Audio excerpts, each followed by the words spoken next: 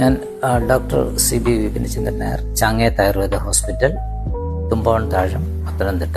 ചാങ്ങേത്ത് ആയുർവേദ വൈദ്യന്മാർ ആലത്തൂർ നമ്പിയുടെ ശിഷ്യ പരമ്പരകളായിട്ടാണ്.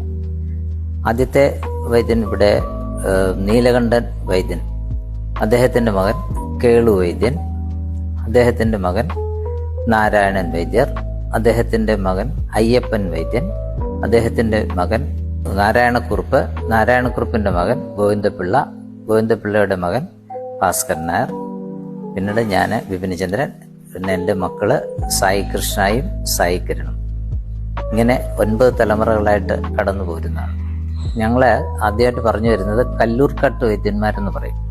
ഇപ്പോൾ വടക്ക് നിന്ന് വന്നു എന്നാണ്. വടക്ക് നിന്ന് ആലത്തൂർ ആ ഭാഗത്ത് നിന്ന് ഇവിടെ വന്നിട്ട് താമസമാക്കുന്നത് തുമ്പോണ്. ഇപ്പോൾ നിൽക്കുന്ന ഹോസ്പിറ്റലിനടുത്തായിട്ട് മണ്ണാകടം എന്ന് പറയുന്ന ഒരു സ്ഥലത്ത്, അവിടെ കല്ലൂർക്കാട്ട് എന്നൊരു വീടുണ്ട്.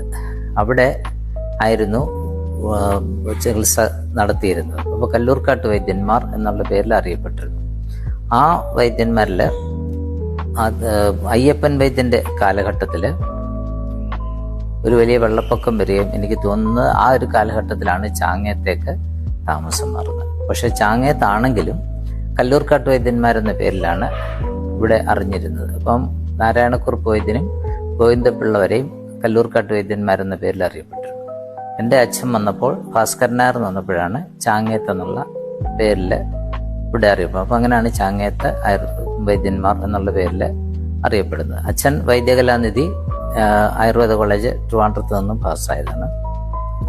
പിന്നെ അതിനുശേഷം പിന്നീട് ഞാൻ, എൻ്റെ മക്കള് ഇങ്ങനെ 8-9 തലമുറകളായിട്ട് വരുന്നു. അപ്പോൾ എൻ്റെ അമ്മയ്ക്ക് 5 വൈദ്യന്മാരെ ഒരുമിച്ച് കാണാനും അവരുടെ കൂടെ ജീവിക്കാനും ഉള്ള അനുഭവം ഉണ്ടായിട്ടുണ്ട്.